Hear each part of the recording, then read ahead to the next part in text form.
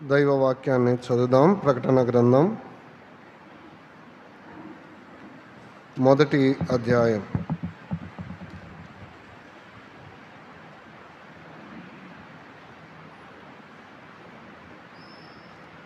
ప్రకటన గ్రంథం 1వ అధ్యాయం 13 నుండి నేను చదువుతూ ఉన్నాను. తిరుగుగా 7 సువర్ణ దీపస్తంభములను, ఆ దీపస్తంభముల మధ్యను మనుష్య కుమారుని పోలిన ఒకనిని చూచితిని. ఆయన తన పాదముల మట్టుకును దిగుచున్న వస్త్రమును ధరించుకొని రొమ్మునకు బంగారు దట్టి కట్టుకుని ఉండెను. ఆయన తలయు తల వెంట్రుకలను తెల్లని ఉన్నిని పోలినవై హిమమంత ధవలముగా ఉండెను. ఆయన నేత్రములు అగ్ని జ్వాలల వలె ఉండెను. ఆయన పాదములు కొలిమిలో పుటము వేయబడి మెరయుచున్న అపరంజితో సమానమై ఉండెను. ఆయన కంఠ స్వరము విస్తార జల ప్రవాహముల ధ్వని వలె ఉండెను. ఆయన తన కుడి చేత 7 నక్షత్రములను పట్టుకుని ఉండెను. ఆయన నోటి నుండి 2 అంచుల వాడి అయిన ఖడ్గమొకటి బయలువెడలుచుండెను. ఆయన ముఖము మహా తేజస్సుతో ప్రకాశించుచున్న సూర్యుని వలె ఉండెను. నేను ఆయనను చూడగానే చచ్చిన వాని వలె ఆయన పాదముల యొద్ద పడితిని. ఆయన తన కుడి చేతిని నా మీద ఉంచి నాతో ఇట్లనెను, భయపడకము, నేను మొదటివాడను కడపటివాడను, జీవించువాడను. మృతుడనైతిని గాని ఇదిగో యుగయుగములు సజీవుడనై ఉన్నాను. మరియు మరణము యొక్కయు పాతాళలోకము యొక్కయు తాళపు చెవులు నా స్వాధీనములో ఉన్నవి. కాగా నీవు చూచిన వాటిని, ఉన్న వాటిని, వీటి వెంట కలగబోవు వాటిని, అనగా నా కుడి చేతిలో నీవు చూచిన 7 నక్షత్రములను గూర్చిన మర్మమును, 7 సువర్ణ దీపస్తంభముల సంగతియు రాయము. ఆ 7 నక్షత్రములు 7 సంఘములకు దూతలు, ఆ 7 దీపస్తంభములు 7 సంఘములు. ప్రార్థన చేద్దాం. కృపా సత్య సంపూర్ణుడవైన మా దేవా, అద్వితీయుడా, అదృశ్యుడా, అక్షయుడా, మీ అతి శ్రేష్టమైన నామమునకు స్తుతి స్తోత్రములు చెల్లిస్తున్నాం. సత్య స్వరూపియగు దేవుడవైన మిమ్మును ఆత్మతో సత్యముతో ఆరాధించుటలో మీరు చేసిన సహాయానికై మీకు వందనాలు, స్తుతులు, స్తోత్రములు. మరి ఎక్కువగా యోగ్యమైన రీతిలో మిమ్మల్ని ఆరాధించుట మాకు నేర్పించండి. మా ప్రభువా, ప్రకటించబడిన ప్రకటనల నిమిత్తమై మీ సన్నిధిలో ప్రార్థిస్తూ ఉన్నాం. తగిన కాలముందు మీరు నెరవేర్చండి. దివ్యమైన మీ లేఖన భాగములను చదివి మీ పాదపీఠము దగ్గర కనిపెట్టి ఉన్నాం. ప్రభువా, మీ కంఠ స్వరం విస్తార జల ప్రవాహముల వంటిది. మహిమ కలిగిన మీ స్వరమును మాకు వినిపించండి. బలమైన ప్రభావమైన మీ స్వరము ద్వారా మాతో మీరు మాట్లాడండి. మనుష్యుణ్ణి మరుగు చేసి మీరే మాతో మాట్లాడి మహిమ, ఘనత, ప్రభావములు మీరే పొందుకొనమని మమ్మల్నందరినీ మీ దయగల హస్తాలకు అప్పజెప్పుకుంటూ, సర్వోన్నతుడు, లోకరక్షకుడు, మాతో మాట్లాడనయున్న యేసుక్రీస్తు ప్రభు దివ్య నామమున వినయులమై ప్రార్థన చేయుచున్నాము తండ్రి. ఆమేన్. చెరువచ్చిన మీ అందరికీ ప్రభు అయిన యేసుక్రీస్తు నామమున వందనాలు. ప్రకటన గ్రంథములో 1వ అధ్యాయం 13 నుండి 20 వరకున్న వచన భాగాలను మనం చదువుకున్నాం. మనం చదివిన ఈ భాగములో మహిమా స్వరూపియగు దేవుని యొక్క దర్శనం, మహిమా స్వరూపియగు దేవుని యొక్క దర్శనం, దానియేలు గ్రంథంలో గొప్ప దర్శనం, ద గ్రేట్ విజన్, దేవుని యొక్క స్వరూప దర్శనం యోహానుకి ఇక్కడ దొరికింది. ఈ అనుభవం భక్తులకు ఉంది ప్రియులారా. దానియేలుకు దొరికింది, యోబుకు దొరికింది, యెషయాకు దొరికింది. చాలామంది భక్తులకు దేవుని యొక్క దర్శనం దొరికింది. ఇక్కడ కూడా యోహానుకు కలిగిన దర్శనాన్ని మనం చూస్తున్నాం. మహిమా స్వరూపియగు దేవుణ్ణి చూసిన యోహాను ఆయన యొక్క స్వరూప సౌందర్యాన్ని వివరిస్తూ ఉన్నాడు. ఆ లేఖనాలను మనం చదివాం. ఇక్కడ మనం చదివిన వచనాలలో ఆయన తన పాదముల మట్టుకు జిగుతున్న వస్త్రమును ధరించుకొని అన్న మాట ఆయన ప్రధాన యాజకుడు అన్న సంగతిని జ్ఞాపకానికి తెస్తుంది. గత వారం మనం ధ్యానం చేసాం, నేను అక్కడ నిలబడడం లేదు. రొమ్మునకు బంగారు దట్టి కట్టుకొని ఉండెను, రొమ్మునకు బంగారు దట్టి కట్టుకొని ఉండెను. యెషయా గ్రంథం 11వ అధ్యాయం ఒక వచనాన్ని చదువుదాం రండి. యెషయా గ్రంథం 11వ అధ్యాయం 5వ వచనాన్ని చదువుదాం. 5వ వచనం, అతని నడుమునకు నీతియు అతని తొంట్లకు సత్యమును నడికట్టు ఉండెను. నడుమునకు నీతి, అతని తొంట్లకు సత్యమును నడికట్టు. ఈ బంగారు దట్టి దేన్ని జ్ఞాపకానికి తెస్తుందంటే ఆయన నీతి, ఆయన సత్యం జ్ఞాపకానికి తెస్తుంది. ఆయన బంగారు దట్టి కట్టుకొని ఉన్నాను, రొమ్మునకు బంగారు దట్టి కట్టుకొని ఉన్నాను. ఈ బంగారు దట్టి ఏంటి అంటే నీతి, ఆయన నీతి, ఆయన సత్యం. ఇలా don't see the physical appearance, imagine ఆయన యొక్క గుణలక్షణాలు, ఆయనను మనం అర్థం చేసుకోవడానికి ప్రయత్నం చేద్దాం. ఆయన నీతి సత్యమును ఆ దట్టి కట్టుకొని ఉన్నాడు అన్న మాట జ్ఞాపకానికి తెస్తుంది. రండి 14వ వచనం, ఆయన తలయు తల వెంట్రుకలను తెల్లని ఉన్నిని పోలినవై హిమమంత ధవలముగా ఉండెను. ఆయన తల వెంట్రుకలు హిమమంత తెల్లగా ఉన్నవట, తెల్లని వెంట్రుకలు. ఇవి దేన్ని జ్ఞాపకానికి తెస్తున్నాయి? సామెతల గ్రంథం 16వ అధ్యాయం, సామెతల గ్రంథం 16వ అధ్యాయం ఒక వచన భాగాన్ని అక్కడ మనం చదువుదాం. 31వ వచనం చదువుదామా? సామెతల గ్రంథం 16వ అధ్యాయం 31వ వచనం, నెరసిన వెంట్రుకలు సొగసైన కిరీటము, అవి నీతి ప్రవర్తన గలవానికి కలిగి ఉండు. నీతి ప్రవర్తనను చూపిస్తూ ఉన్నాయి. అవి దేన్ని చూపిస్తున్నాయి అంటే నీతి ప్రవర్తన. ఆయన ఎంత నీతిమంతుడో, ఆయన ప్రవర్తన ఎంత నీతి ఉందో, ఆయన ప్రవర్తనలో ఎంత నీతి ఉందో దాన్ని చూపిస్తూ ఉన్నాయి. పిల్లరా ఆలోచన చేయండి. 20-29 సామెతల గ్రంథం 20వ అధ్యాయం 29వ వచనం, యవనస్తుల బలము వారికి అలంకారము, తల నెరుపు వృద్ధులకు సౌందర్యం. అంటే ఈ తెల్లని వెంట్రుకలు ఆయన సౌందర్యాన్ని చూపిస్తూ ఉన్నాయి. తెల్లని వెంట్రుకలు నీతి ప్రవర్తనను చూపిస్తున్నాయి, తెల్లని వెంట్రుకలు ఆయన సౌందర్యాన్ని చూపిస్తూ ఉన్నాయి. వీళ్ళరా ఆయన యొక్క స్వరూపములో పాఠాలు ఉన్నాయి. నేను ఒక్కొక్క దాని దగ్గర ఆగి ఆలోచన చేయడం లేదు, అలా మీ జ్ఞాపకానికి తెచ్చి దాటి వెళ్ళిపోతున్నాను. తెల్లని వెంట్రుకలు నీతి ప్రవర్తనకు గుర్తు, తెల్లని వెంట్రుకలు ఆయన స్వరూప సౌందర్యానికి గుర్తు. దాటి వెళ్దాం రండి, అక్కడే చదువుదాం. మొదటి అధ్యాయం, ప్రకటన గ్రంథం 1వ అధ్యాయం 14వ వచనాన్ని నేను చదువుతున్నాను. ఆయన నేత్రములు అగ్ని జ్వాలవలే ఉండెను. ఆయన నేత్రములు అగ్ని జ్వాలవలే ఉండెను. ఆయన నేత్రములలో ఎలా కనబడుతున్నాయి అంటే అగ్ని జ్వాలల వలె కనబడుతున్నాయి. అగ్ని దేనికి గుర్తు? పేతురు మొదటి పత్రిక 1వ అధ్యాయం, పేతురు మొదటి పత్రిక 1వ అధ్యాయం 7వ వచనం చదువుదామా? 7వ వచనం, నశించిపోవు సువర్ణము నశించిపోవు సువర్ణము అగ్ని పరీక్ష వలన అగ్ని పరీక్ష వలన శుద్ధపరచబడుచున్నది కదా.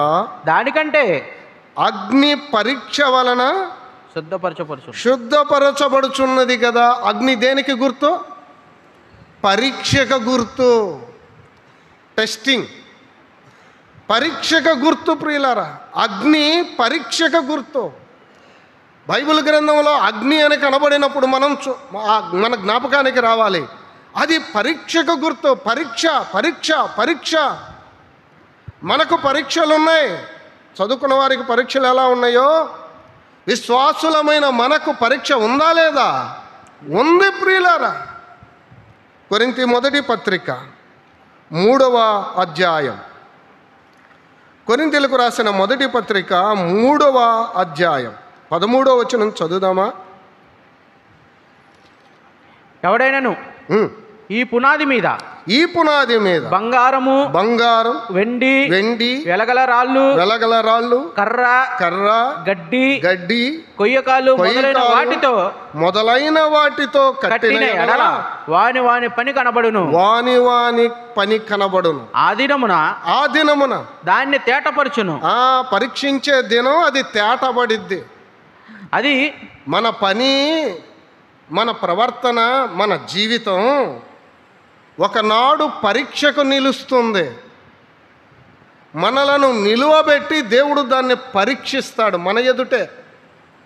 అది పరీక్షకు నిలిచే కాలం ప్రియులరా. అగ్ని జ్వాలల వంటి కన్నులు పరీక్షను చూపిస్తున్నాయి. పరీక్ష ఉంది. There is a testing. అది బంగారమా, వెండ, గడ్డ, కొయ్యకాల, అది ఏంటి అన్నది దేవుడు పరీక్షిస్తాడు. అది ఒకనాడు తేటపడుతుంది. ఇవాళ అంతా పై మెరుగే కనపడుతుంది. మీరేమైనా అనుకోండి, నన్ను క్షమించండి. పై వస్త్రాలు, బంగారం, అలంకారం, సొగసు, పేరు, ప్రతిష్ట, ఘనత, డబ్బు, ఇవే కనపడుతున్నాయండి. ఇవి చూసి మనం అందరం భ్రమపడుతున్నాం. అబ్బో ఎంత గొప్ప అనుకుంటున్నాం. కాదు. దేవుడు పరీక్షించే రోజు ఉంది. సూటు బూట్ వేసుకుంటే అబ్బో గొప్ప వాళ్ళు అనుకుంటున్నావు కదూ. నువ్వు అలాగే అనుకుంటావు. దేవుడు పై రూపాన్ని లక్ష్య పెట్టాడు. హృదయాంతరాలను పరీక్షిస్తాడు. హృదయాంతరాలను పరీక్షించే రోజు దగ్గరలో ఉంది ప్రియులారా. ఒకనాడు తేటపడుతుంది అన్నాడు. తేటపరుచును. అది అగ్ని చేత బయలుపరచబడును. దేని చేత? అగ్ని చేత.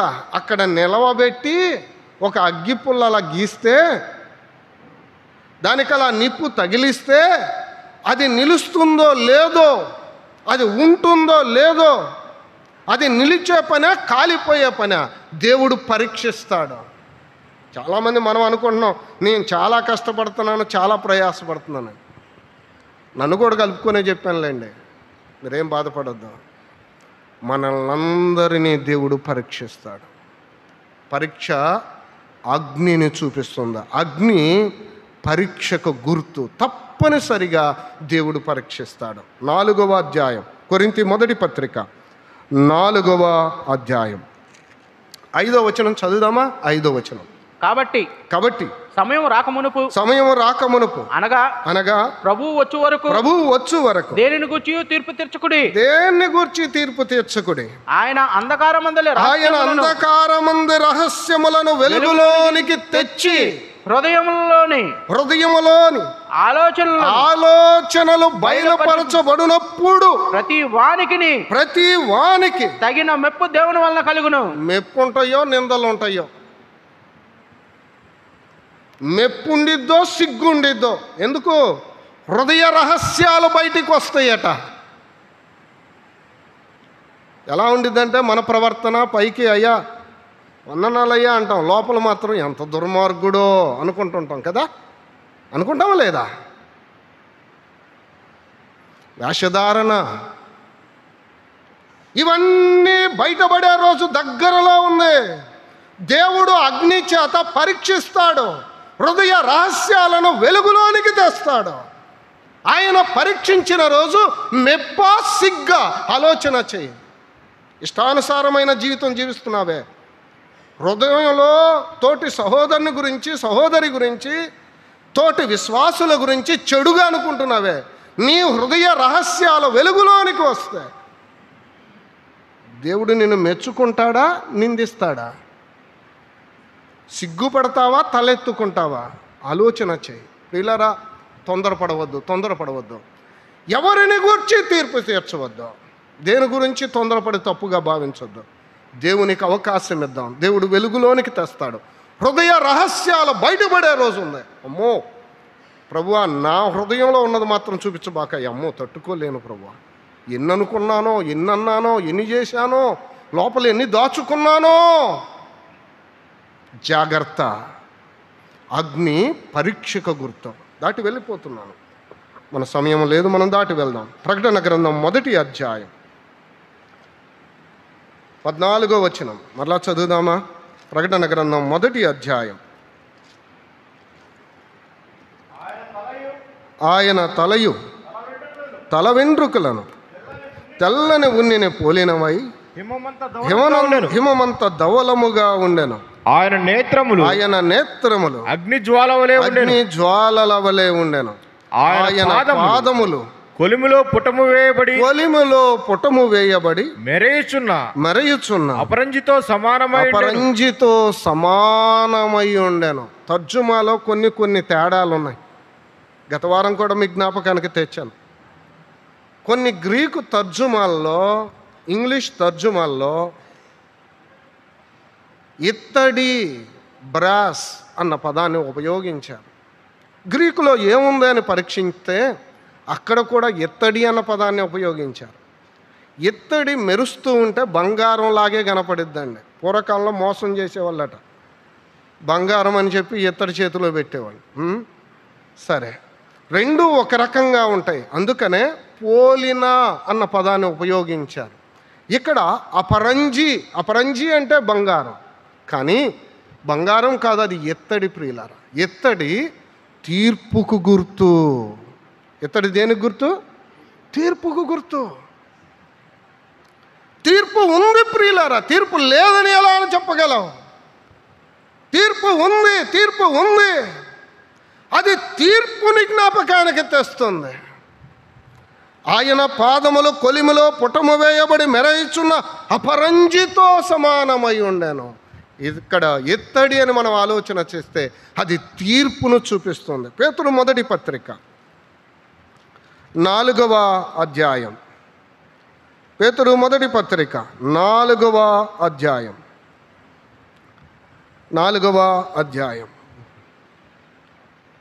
7వ వచనం చదువుదామా? 7వ వచనం. అయితే అన్నిటి అంతము సమీపమై ఉన్నది. ఆయన రాబోతున్నాడు. ఆయన సంఘానికి తీర్పు తీర్చబోతున్నాడు. ఆ తీర్పును గురించి మాట్లాడుతూ చెప్తున్నాడు, అన్నిటి అంతము సమీపమై ఉంది అన్నాడు. ఆ పై వచనాలలో చెప్తూ వచ్చాడు ప్రియులారా. 5వ వచనం చదువుదామా? 5వ వచనం.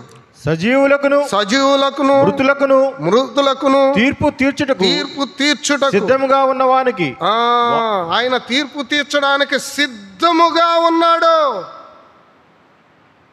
తీర్పు ఉంది. ఆ తీర్పులో మనం నిలబడబోతున్నాం ప్రియులారా. ఇది ఆరని నరకాగ్ని కోసం కాదు, అగ్నిగుండం కోసం కాదు, పాతాళానికి అప్పగించడానికి కాదు, మరణానికి అప్పగించడానికి కాదు, కానీ మనం ఈ దేహంతో జరిగించిన వాటి ఫలము పొందాలి. ఇష్టానుసారమైన జీవితానికి మనం సమాధానం చెప్పాలి. ఆ దినం సమీపంగా ఉంది. దేవుడు జ్ఞాపకానికి తెస్తూ ఉండగా జాగ్రత్త కలిగి లోకంలో జీవిద్దాం. ఆయన పాదములు మెరయుచున్న ఆయన పాదములు తీర్పుని జ్ఞాపకానికి తెస్తున్నాయి. దాటి వెళ్తున్నాను, అక్కడే చదువుతారండి. 15వ వచనం. ప్రకటన గ్రంథం 1వ అధ్యాయం 15వ వచనం. ఆయన పాదములు కొలిమిలో పుటము వేయబడి మెరయుచున్న అపరంజితో సమానమై ఉండెను. ఆయన కంఠస్వరము ఆయన కంఠ స్వరము విస్తార జల ప్రవాహముల ధ్వనివలే ఉండెను. విస్తార జల ప్రవాహముల ధ్వనివలే ఉండెను. ఆయన కంఠస్వరం, ఆయన కంఠస్వరం విస్తార జల ప్రవాహముల వలె ఉందట. ఇదే వర్ణన అనేక సందర్భాల్లో చెప్పబడింది. కీర్తనల గ్రంథం 29వ కీర్తన, కీర్తనల గ్రంథం 29వ కీర్తన, నాతో కలిసి రండి. అక్కడ ఆయన స్వరమును గూర్చి మనం చదువుదాం. మొదటి నుండి చదువుదామా? మొదటి వచనం. దైవపుత్రులారా, యెహోవాకు ఆరోపించుడి, ప్రభావ మాహత్యములను యెహోవాకు ఆరోపించుడి. యెహోవా నామమునకు, యెహోవా నామమునకు చెందవలసిన ప్రభావమును ఆయనకు ఆరోపించుడి. ఆయనకు ఆరోపించుడి. ప్రతిష్ఠితములగు ఆభరణములను ధరించుకొని ఆయన ఎదుట సాగిలపడుడి. ఆయన ఎదుట సాగిలపడుడి. యెహోవా స్వరము, యెహోవా స్వరము జలముల మీద వినబడుచున్నది. మహిమగల దేవుడు ఉరుము వలె గర్జించుచున్నాడు.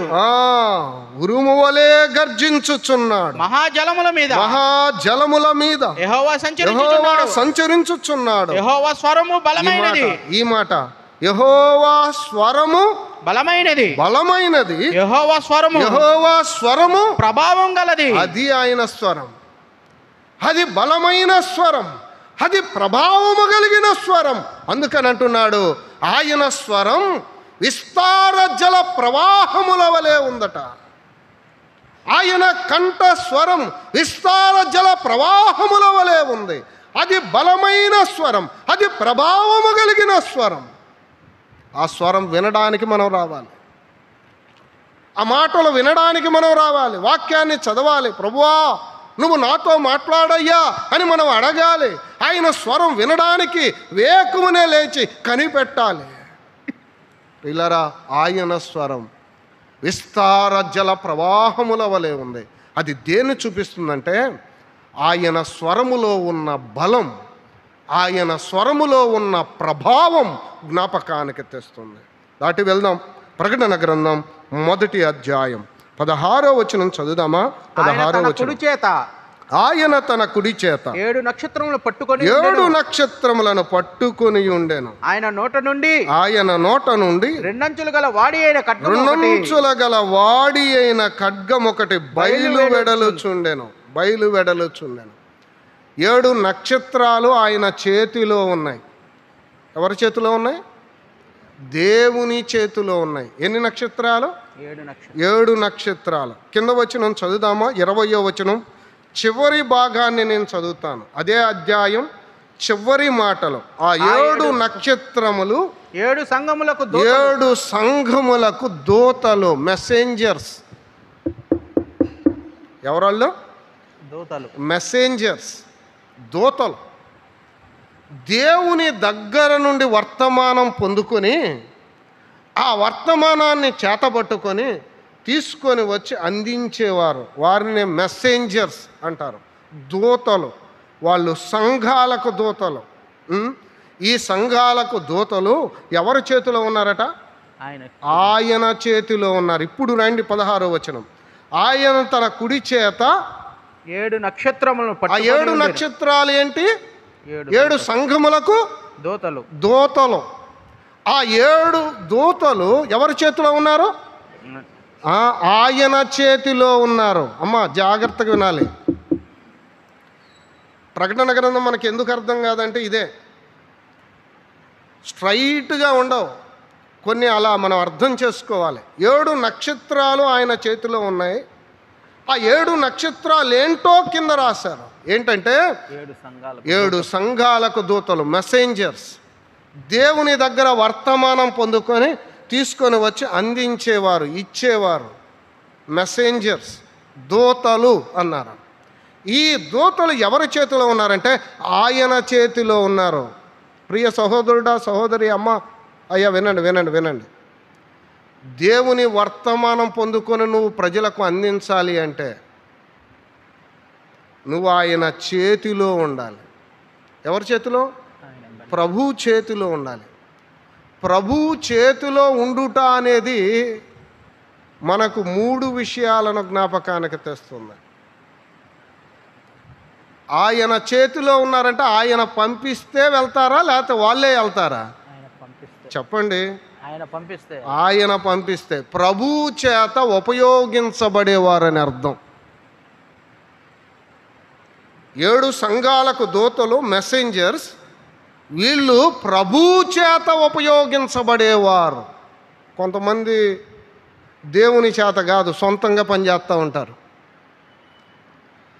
నన్ను క్షమించండి, అది కూడా మనం అర్థం చేసుకోవాలి. దేవుని చేత ఉపయోగించబడ్డారన్న సంగతి మనకు అర్థమవుతుంది, అది మనం గ్రహించాలి. దేవుని చేత ఉపయోగించబడేవారు వీళ్ళు, మొదటి మాట గుర్తుపెట్టుకోండి. అంతేకాదు, దేవుని చేతిలో ఉన్నారంటే దేవుడు తన చేతి ద్వారా వారిని ఏం చేస్తూ ఉన్నాడు? నియంత్రిస్తూ ఉన్నాడు. Controlled by the God. దేవుని చేత నియంత్రించబడేవారు. మళ్ళా చెప్తున్నాను, దేవుని చేత ఉపయోగించబడేవారు, దేవుని చేత నియంత్రించబడేవారు. ఇష్టానుసారంగా జీవించేవాళ్ళు, ఇష్టానుసారంగా మాట్లాడేవాళ్ళు, ఎలా పడితే అలా ఉండేవాళ్ళు, వాళ్ళు మెసెంజర్స్ కాదు. మెసెంజర్, దేవుని దూత అంటే అర్థం ఏంటంటే దేవుని చేత ఉపయోగించబడాలి, దేవుని చేత నియంత్రించబడాలి. Under the control of God. నా నోటి మీద ఆయనకు కంట్రోల్ ఉండాలి, నా మనసు మీద ఆయనకి కంట్రోల్ ఉండాలి, నా నడక మీద ఆయనకు కంట్రోల్ ఉండాలి. ఆయన చెప్తే నేను చేస్తానయ్యా, నాకు నచ్చింది నేను చేయను, ఆయన చెప్తే నేను చేస్తా. ఆయన నాకు ఏది చేయమని సెలవిచ్చాడో అదే నేను చేస్తా, ఆయన ఏది మాట్లాడమన్నాడో అది నేను మాట్లాడతా అనే వాళ్ళు దేవుని దూతలు. అర్థం చేసుకోవాలి. ఆయన కుడి చేతిలో 7 నక్షత్రాలు, ఆ 7 నక్షత్రాలు 7 సంఘాలకు దూతలు. వీళ్ళు దేవుని చేత ఉపయోగించబడేవారు, దేవుని చేత నియంత్రించబడేవారు. 3వ మాట, దేవుని చేత కాపాడబడేవారు. ఆయన చేతిలో ఉన్నారంటే ఏముంటుంది చెప్పండి? కాపుదల, ప్రొటెక్షన్. ఆయన చేత ఉపయోగించబడేవారు, ఆయన చేత నియంత్రించబడేవారు, ఆయన చేత కాపాడబడేవారు. These people are the messengers. ఎవరిని పడితే వాళ్ళని అర్థం చేసుకోండి. ఈ మధ్య మరీ ఎక్కువైపోయింది. వెలుగుదూత వేషం వేసుకొని వచ్చే వాళ్ళు ఎక్కువైపోయారు. వీళ్ళు దేవుని బిడ్డలా కాదా అన్నది జాగ్రత్తగా గమనించాలి. దేవుని చేత పంపబడ్డారా లేదా జాగ్రత్తగా గమనించాలి. ద మెసెంజర్స్ ఎలా ఉంటారు అంటే దేవుని చేత పంపబడతారు, దేవుని చేత ఉపయోగించబడతారు, దేవుని చేత నియంత్రించబడతారు. రెండవది, దేవుని చేత కాపాడబడతారు. దాటి వెళ్తున్నాను, రండి అక్కడే చదువుదాం. 16వ వచనం, ప్రకటన గ్రంథం 1వ అధ్యాయం 16వ వచనం. ఆయన నోటి నుండి, ఆయన నోటి నుండి 2 అంచులు గల వాడి అయిన ఖడ్గం ఒకటి 2 అంచుల గల వాడి అయిన ఖడ్గం ఒకటి బయలువెడలుచుండెను. ఎన్ని అంచులు? 2 అంచుల వాడి అయిన ఖడ్గం. అటువైపు పదునుంది, ఇటువైపు కూడా పదునుంది. 2 వైపులా పదును కలిగిన ఖడ్గం అట అది. ఆయన నోట నుండి 2 అంచుల వాడి అయిన ఖడ్గం ఒకటి బయలువెడలుచుండెను.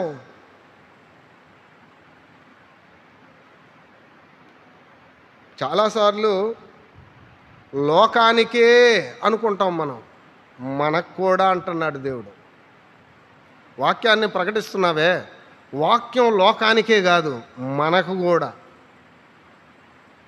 ఆ వాక్యం మనలో కూడా కూర్చోవాలి, మనలో కూడా గుచ్చుకోవాలి, తప్పనిసరిగా గుచ్చుకోవాలి. వాక్యము చేత మొదట మనం పొడవబడి ఆ తర్వాత ఎదుటి వారికి ఉపయోగించాలి. మనం ఏం చేస్తామంటే వాక్యం ఎదుటి వాళ్ళ కోసమే అన్నట్టు ప్రవర్తిస్తాం, చెప్పడానికే నీతులు అన్నట్టుగా, ఎదుటివారికే రూల్స్ అన్నట్టుగా ఎదుటివారికి రూల్స్ చెప్తాం, ఎదుటివారికి నీతులు చెప్తాం, ఎదుటివారికి వాక్యాన్ని చెప్తాం, కానీ మనకు మనం అప్లై చేసుకోం. ప్రియులరా, ఇది 2 అంచులు కలిగిన ఖడ్గం. సంఘానికి లోకానికి. ఇద్దరికి అవసరమైనది దేవుని వాక్యం ప్రియులారా. ఇది రెండంచులు కలిగిన ఖడ్గం దేన్ని జ్ఞాపకానికి తెస్తుందంటే సంఘాన్ని, లోకాన్ని రెండింటినీ జ్ఞాపకానికి తెస్తుంది. ఇద్దరికి దేవుని వాక్యం అవసరమన్న సంగతిని జ్ఞాపకానికి తెస్తుంది. దాటి వెళ్తున్నాను, రండి అక్కడే చదువుదాం. ప్రకటన గ్రంథం 1వ అధ్యాయం 16వ వచనం. ఆయన ముఖము మహా మహా తేజస్సుతో ప్రకాశించుచున్న సూర్యుని వలె ఉండెను. ఆయన మహిమ ప్రకాశాన్ని చూస్తూ ఉన్నాడు. ఆయన ఎలా కనబడుతున్నాడు అంటే సూర్యుని వలె కనబడుతున్నాడు. ఆయన మెరిసిపోతున్నాడు, దగదగదగలాడిపోతున్నాడు. బయటికి వెళ్ళి ఇలా సూర్యుని వైపు చూడాలంటే ఇప్పుడు కాదులేండి, మేఘాలు అడ్డంగా ఉన్నాయి, మేఘాలు అడ్డుగా ఉన్నాయి. సూర్యుడు ఉన్నాడు ఇప్పుడు కూడా. బయటికి వెళ్ళి సూర్యుని వైపు ఇలా చూడగలవా? ఒక్క క్షణం చూసి తట్టుకోగలవా? ఆ సూర్యుని వలె ఆయన ప్రకాశిస్తూ ఉన్నాడట. ఈ సందర్భాన్ని చూస్తున్నప్పుడు రూపాంతర కొండ అనుభవం మన జ్ఞాపకానికి రావాలి. రూపాంతర కొండకు వెళ్ళారు పేతురు, యోహాను, యేసు ప్రభుతో కూడా. ఆయన రూపాంతరము చెందాడు. ఆయన చూస్తే మెరుస్తూ ఉన్నాడు, సూర్యుని వలె ఉన్నాడు. మత్తయి సువార్త 17వ అధ్యాయం, నాతో కలిసి రండి. మత్తయి సువార్త 17వ అధ్యాయం 2వ వచనం.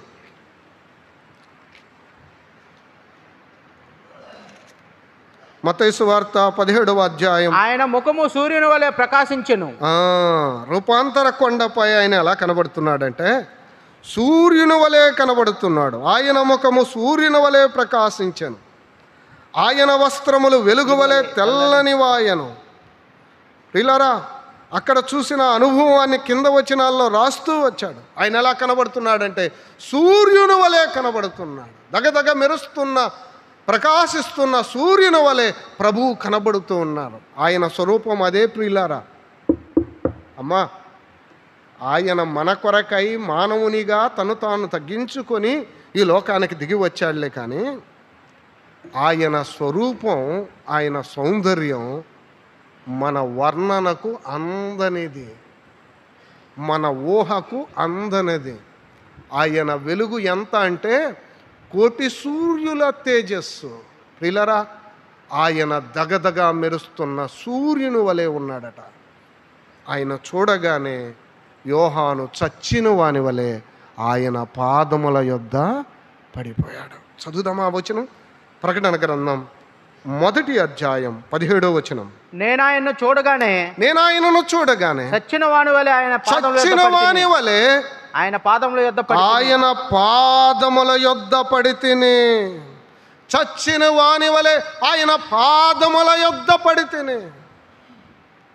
ఆ మహిమ కలిగిన దేవుణ్ణి, దగదగా మెరుస్తున్న సూర్యుని వలె ఉన్న ఆయనను చూడగానే ఆయన తల వెంట్రుకలు, ఆయన నేత్రాలు, ఆయన పాదాలు, ఆయన వస్త్రాలు, ఆయన కంఠ స్వరం, ఆయన యొక్క మహిమా స్వరూపం నేను చూడగానే సూర్యుని వలె ఆయన పాదముల దగ్గర పడిపోయాను. ఆయన చూడగానే ఆయన పాదముల దగ్గర పడిపోయాను అన్నాడు. ప్రియులారా, ఎవరి యోహాను? ఎవరండి ఈ యోహాను? నిన్నటి వరకు యేసుక్రీస్తు ప్రభువుతో తిరిగినవాడా కాదా? నిన్నటి వరకు ఆయన రొమ్మున ఆనుకున్నవాడా కాదా? ఆయన బోధ విన్నవాడా కాదా? మనమైతే అనుకునేవాళ్ళం, నిన్నటిదాకా నేను చూసిన ఆయనకైనా అనుకుంటామేమో.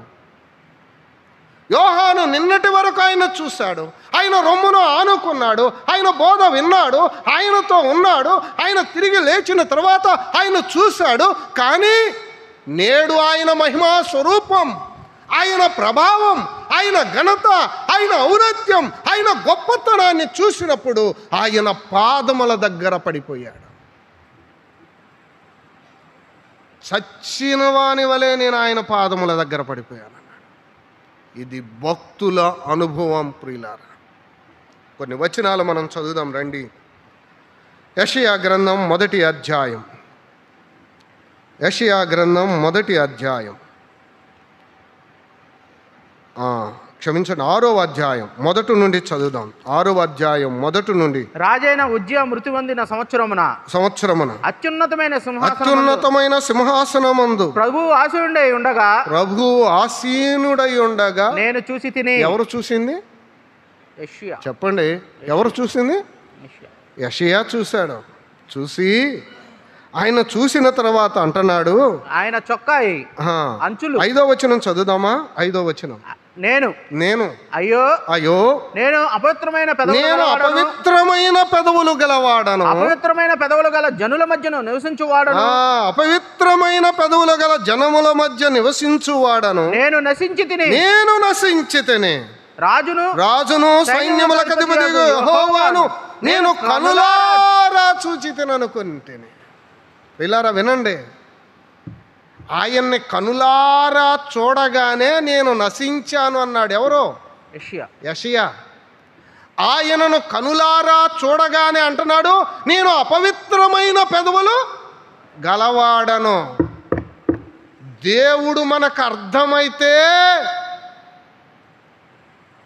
దేవుని యొక్క పరిశుద్ధత, దేవుని యొక్క ఘనత, దేవుని మహిమ, ఆయన గొప్పతనం మనకు అర్థమైతే మనం చచ్చిపోతాం, నశించిన వారి వలె అయిపోతాం, అపవిత్రమైన పెదవులు గలవారమని ఒప్పుకుంటాం. మనం ఎందుకు ఒప్పుకోలేకపోతున్నామో తెలుసా?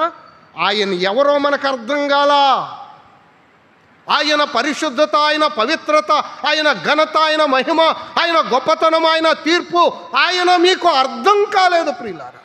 ఆయన అర్థం కాక ఏం కాదులే, ఎలా అయినా ఉండొచ్చులే అనుకుంటున్నాం. మనం పొరపడుతూ ఉన్నాం ప్రియులారా. వినండి, ఆయనను నేను కనులారా చూడగానే అయ్యో ప్రభువా, అయ్యో అయ్యో దేవా, నేను అపవిత్రమైన పెదవులు గలవాడనయ్యా, అపవిత్రమైన జనుల మధ్య నివసించువాడనయ్యా, నేను సచ్చానయ్యా, నేను నశించానయ్యా అంటున్నాడండి యెషయా. ప్రభువుని అర్థం చేసుకున్నాం. ఆయన పరిశుద్ధతను, ఆయన పరీక్షను, ఆయన తీర్పును, ఆయన ఔన్నత్యం, ఆయన మహిమ, ఆయన ఘనత, ఆయన ప్రభావం, ఆయనంత నీతి కలిగిన వాడు, న్యాయం కలిగిన వాడు అర్థం చేసుకున్నాం. ఆయన వైపు చూద్దాం, మనలో ఉన్న లోపాలను దిద్దుకుందాం. దాటి వెళ్తున్నాను. యోబు గ్రంథం 42వ అధ్యాయం. నాతో కలిసి రండి. యోబు గ్రంథం 42వ అధ్యాయం, కీర్తనలకు ముందు పేజీ 42వ అధ్యాయం 5-6 వచనాలు. మరొక అనుభవం, యోబు అనుభవాన్ని మనం చూద్దాం రండి. యోబు అనుభవం 451వ పేజీ, యోబు గ్రంథం 42వ అధ్యాయం 5-6 వచనాలు. వినికిడి చేత నిన్ను గూర్చిన వార్త నేను వింటిని. ఎన్నాళ్ళు విన్నానయ్యా అన్నాడండి. వింటిని, అయితే ఇప్పుడు నేను కనులారా నిన్ను చూచుచున్నాను. ఎన్నాళ్ళు విన్నాను, ఇప్పుడు ఏం చేస్తున్నాను? కనులారా చూస్తున్నాను. కావున నన్ను నేను అసహించుకొని. అబ్బబ్బా, ఆయనను చూసిన తర్వాత ఏం కలిగిందంట? తన మీద తనకు అసహ్యం కలిగింది. యెషయా ఆయన చూసిన తర్వాత అన్నాడు, ప్రభువా నేను అపవిత్రమైన పెదవులు గలవాడని అన్నాడు. యోబు ఆయన్ను చూసిన తర్వాత అంటున్నాడు, నా మీద నాకేమేస్తుంది? అసహ్యం వేస్తుంది అంటున్నాడండి. ఎందుకు మనకు అసహ్యం వేయట్లా? ఇష్టానుసారంగా మాట్లాడుతున్నామే, ఇష్టానుసారంగా జీవిస్తున్నామే, ఇష్టానుసారంగా ప్రవర్తిస్తున్నామే, మనకెందుకు అసహ్యం వేయట్లా? మనం ఆయన్ను చూడడం లేదు. ఆయనను చూస్తే, ఆయన పరిశుద్ధత మనకు అర్థమైతే మన మీద మనకేం కలుగుతుంది? అసహ్యం కలుగుతుంది. ఇంకా చదువుండయ్యా.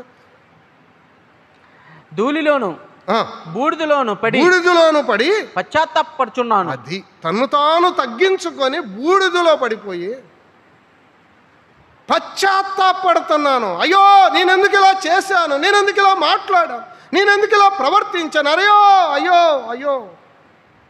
పశ్చాత్తాపడుతున్న యోబు, పశ్చాత్తాపడుతున్న యెషయా, నువ్వెందుకు పశ్చాత్తాపడలేకపోతున్నావు? ప్రభువును నువ్వు కనులారా చూడడం లేదా? చాలామంది ప్రభువుని నేను ఆరాధిస్తున్నాను, ప్రభువుని నేను సేవిస్తున్నాను, వాక్యాన్ని నేను చదువుతున్నాను, కూడికలకు వెళ్తున్నాను అనుకుంటున్నారులే, కానీ ప్రభువుని అర్థం చేసుకోలేకపోతున్నాం. లోపం మనలో ఉంది ప్రియులారా, అర్థం చేసుకున్నాం. మనలో ఉన్న లోపాలను దిద్దుకుందాం, ప్రభువుని కనులారా చూద్దాం, మనల్ని మనం తగ్గించుకొని ఆయన పాదముల దగ్గర పడిపోదాం. దాటి వెళ్తున్నాను. దానియేలు గ్రంథం 10వ అధ్యాయం. దానియేలు గ్రంథం 10వ అధ్యాయం. నేను ముగిస్తాను, మన సమయం అయిపోతుంది. దానియేలు గ్రంథం 10వ అధ్యాయం 2 నుండి చదువుదామా? 2వ వచనం. ఆ దినములందు దానియేలును నేను 3 వారములు దుఃఖప్రాప్తుడనైతిని. 741 పేజీ, 741 పేజీ, దానియేలు గ్రంథం 10వ అధ్యాయం 2వ వచనం. ఆ దినముల యందు దానియేలును నేను 3 వారములు 3 వారములు దుఃఖప్రాప్తుడనైతిని. 3 వారములు 3 వారములు గడుచు వరకు నేను సంతోషంగా భోజనము చేయలేక ఉంటేని. మాంసమును గాని ద్రాక్షారసము గాని నా నోటిలోనికి రాలేదు. స్నానాభిషేకము చేసుకొనలేదు. మొదటి నెల 24వ తేదీన నేను హిద్కియేలను గొప్ప నదీ తీరమున ఉంటిని. గొప్ప నదీ తీరమున ఉంటేనే నేను కనులెత్తి చూడగా నారబట్టలు ధరించుకున్న ఒకడు నాకు కనబడెను. అతడు నడుమునకు మేలిమి బంగారు నడికట్టు కట్టుకొని ఉండెను. అతని శరీరం రక్తవర్ణపు రాతి వంటిది. అతని ముఖము మెరుపు వలె ఉండెను. అతని కన్నులు జ్వాలామయమైన దీపములు.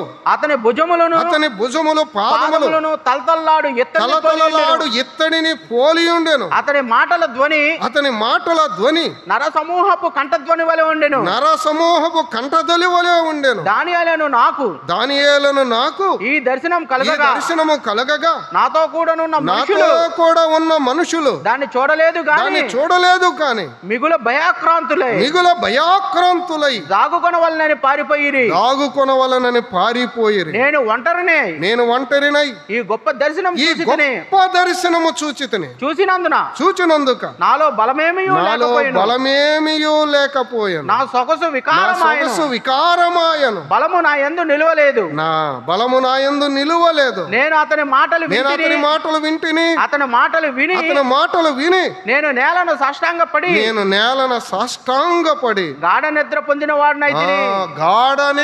పొందిన వాడనైతిని. దానియేలు యొక్క అనుభవం మనం చదివిన ఈ దర్శనంలో ప్రభువుని ఆయన చూస్తూ ఉన్నాడు, దేవదేవుణ్ణి చూస్తున్నాడు. ఆయన మహిమా స్వరూపాన్ని చూసి తట్టుకోలేక జనమంతా పారిపోయారట. నా సమయం లేదు, నేను చదివించడం లేదు, కానీ ప్రభువు మహిమా స్వరూపిగా ఈ లోకానికి దిగి వస్తాడు. అమ్మ వినండి, 7 శ్రమల కాలం ముగింపులో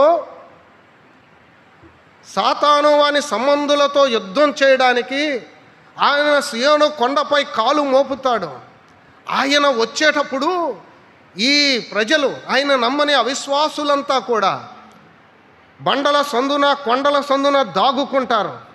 ఆయన మహిమా స్వరూపాన్ని వారు చూడలేరు. ఈ శరీరముతో ఏ మానవుడు కూడా దేవుణ్ణి చూడలేడు ప్రియులారా. ఆయన ముఖకాంతిని, ఆయన యొక్క స్వరూప సౌందర్యాన్ని ఏ మానవుడు చూడలేడు. ఆయన తేజస్సు, ఆయన యొక్క ప్రకాశం, ఆయన మహిమ, ఆయన ఘనత, ఆయన గొప్పవాడు. నమ్మని ఏ వ్యక్తి కూడా ఆయన్ని ఈ శరీరంతో చూడలేడు. మనం కూడా ఈ శరీరంతో ఆయన చూడలేము. బండల చాటున కొండల చాటున పారిపోయి దాగుకుంటారు. దానియేలు ఆయన చూసి అంటున్నాడు, నేను ఆయన పాదముల దగ్గర సాష్టాంగపడ్డాను. ఆయన ఎంత ఘనుడో, ఆయన పరిశుద్ధత ఎంత గొప్పదో, ఆయన మహిమ, ఆయన ప్రకాశం ఎంత గొప్పదో మనకు అర్థమైతే ఆయన పాదముల దగ్గర మనం పడిపోగలం. మనలో మనం తగ్గించుకోగలం, మనలో మనం అసహించుకోగలం, మనలో ఉన్న అపవిత్రత కొరకై దేవుని పాదాల దగ్గరకు రాగలం.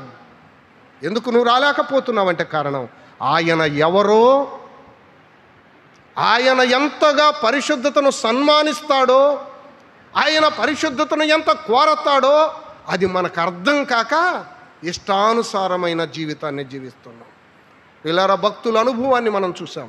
యెషయా, దానియేలు, యోబు, 3 భక్తుల అనుభవాలను మనం చూసాం. ఆ 3 దేవుని పాదాల దగ్గర పడిపోయారు. వారే అలా ఉంటే నా గతి ఏంటి ఆలోచన చేయండి. ఆయన పరిశుద్ధతను ఆయనను అర్థం చేసుకుందాం. ఆయన పాదముల దగ్గర సాగిల పడదాం. చచ్చిన వాని వలె నేను ఆయన పాదముల దగ్గర పడిపోతాను. వచనం చదివి నేను ప్రార్థన చేస్తాను. రండి, ఒక వచనాన్ని నేను చదువుతాను. ప్రకటన గ్రంథం 1వ అధ్యాయం 1వ వచనాన్ని చదివి నేను ప్రార్థన చేస్తాను. ప్రకటన గ్రంథం 1వ అధ్యాయం 17వ వచనం. నేను ఆయనను చూడగానే చచ్చిన వాని వలె ఆయన పాదముల యొద్ద పడితేనే ఆయన తన కుడి చేతిని నా మీద ఉంచి నాతో ఇట్లా నేను భయపడకము, నేను మొదటి వాడను, కడపటి వాడను, జీవించువాడను, మృతుడనైతే గాని ఇదిగో యుగయుగములో సజీవుడనై ఉన్నాను. మరియు మరణము యొక్కయు పాతాళ లోకము యొక్క తాళపు చెవులు నా స్వాధీనములో ఉన్నవి. చచ్చిన వాని వలె ఆయన పాదముల యొద్ద నేను పడితిని అన్నాడు. అయితే ప్రభువు వచ్చి తట్టి లేపి అంటున్నాడు. ఏమంటున్నాడు? భయపడకము. God is merciful. అమ్మా, నీతో కూడా ప్రభు మాట్లాడుతున్నాడు. భయపడవద్దు. ఆయన యొక్క పరిశుద్ధతను, ఆయన పవిత్రతను, ఆయన ఔన్నత్యాన్ని, ఆయన ప్రభావాన్ని అర్థం చేసుకొని ఈ లోకంలో జీవిద్దాం. మనలో ఉన్న ప్రతి అపవిత్రతను తీసివేసుకుందాం. యెషయా చెప్పినట్టు, అయ్యో నేను అపవిత్రమైన పెదవులు గలవాడినయ్యా, ఎవరు నన్ను పవిత్రపరుస్తారని అడిగాడు. మనం కూడా అడుగుదాం, దేవా నీ రక్తము చేత నన్ను కడుగు, శుద్ధి చెయ్యి అని అడుగుదాం. యోబు అంటున్నాడు, ఆయనను చూడగానే తను అసహించుకున్నాడు. ప్రియులారా, మనలో మనం అసహించుకుందాం. మనలో ఉన్న పాపం, మనలో ఉన్న బలహీనతలు, మనలో ఉన్న లోపాలను అసహించుకుందాం. అయ్యో నేనెందుకు ఇలా చేశాను, నేనెందుకు ఇలా మాట్లాడాను, నేనెందుకు ఇలా నడుచుకున్నాను, ఇది నేను చెయ్యకూడదు కదా, ఇలా చెయ్యను దేవా, ఇక చెయ్యను అని మనల్ని మనం అసహించుకుందాం. మనలో ఉన్న లోపాలను సరి చేసుకుందాం. దానియేలు వలె ఆయన పాదముల దగ్గర సాగిల పడిపోదాం. ప్రభువుని అర్థం చేసుకుందాం. ప్రభు యొక్క పరిశుద్ధతను అర్థం చేసుకుందాం. ఆయన పాదముల దగ్గర పడదాం. దేవుడు అంటున్నాడు, భయపడవద్దు. మనల్ని మనం దిద్దుకుందాం. ప్రియులారా, ప్రభు మనతో చెప్పిన మాట భయపడవద్దు అని సెలవిస్తున్నాడు. ఆయన రాబోతున్నాడు, ఆయన తీసుకొని వెళ్ళబోతున్నాడు. దానికంటే ముందు మనల్ని మనం సరి చేసుకుందాం. మనలో ఉన్న లోపాలను దిద్దుకుందాం. ప్రభు రాకడ కొరకై సిద్ధపడదాం. తల ఉంచినట్లయితే ప్రార్థన. కృపగల మా దేవా, మీ దివ్యనామానికి స్తుతులు, స్తోత్రములు. మహిమ స్వరూపి అయిన మిమ్మును, మీ యొక్క స్వరూప సౌందర్యాన్ని, మీ గొప్ప దర్శనాన్ని గూర్చిన మాటలు మేము ధ్యానించడానికి మీరు చూపిన కృపకై మీకు వందనాలు. దివ్యమైన మీ లేఖన భాగములలో నుండి మీరు మాతో మాట్లాడిన ప్రతి మాటకై మిమ్మల్ని స్తుతిస్తూ, అవును మా ప్రభువా, మీ పరిశుద్ధతను, మీ ఘనత, మీ గొప్పతనం, మీ యొక్క మహిమా ప్రభావములను ధ్యానించి తద్వారా మమ్మల్ని మేము సరి చేసుకోవడానికి కృప చూపించండి. మాలో ఉన్న బలహీనతలను, మాలో ఉన్న లోపాలను దిద్దుకోవడానికి కృప చూపించండి. మమ్మల్ని ప్రేమించి మాకిచ్చిన ఈ శ్రేష్టమైన సమయానికై మీకు వందనాలు. విన్న మాటలు మా హృదయాలలో నీరు కట్టి ఫలించున్నట్లుగా కృప చూపించండి. మీ దాసులు ప్రకాశ్రావు గారికి మీరు ఇచ్చిన ఆరోగ్యానికై మీకు వందనాలు. సంపూర్ణమైన నెమ్మదిని మీరు దయచేయండి. శక్తిని, ఆరోగ్యాన్ని మీరు అనుగ్రహించండి. మీ దాసుని బలపరిచి మీరు ఉపయోగించండి. సంఘంలో ప్రయోజనకరమైన పాత్రగా మీరు చేయండి. మా ప్రభువా, ఈ దినం మీ సన్నిధిని ప్రేమించి చేరువచ్చిన మా ప్రియులందరికీ మీకు వందనాలు. దయతో జ్ఞాపకం చేసుకునండి. పేరు పేరున మీరే దీవించి ఆశీర్వదించండి. ఆయన శ్యామ్ గారి కొరకే మీ సన్నిధిలో ప్రార్థిస్తూ ఉన్నాం. జరగవలసిన సర్జరీ విషయమై మీ సన్నిధిలో వేడుకుంటూ ఉన్నాం. కుటుంబాన్ని మీరు జ్ఞాపకం చేసుకోండి.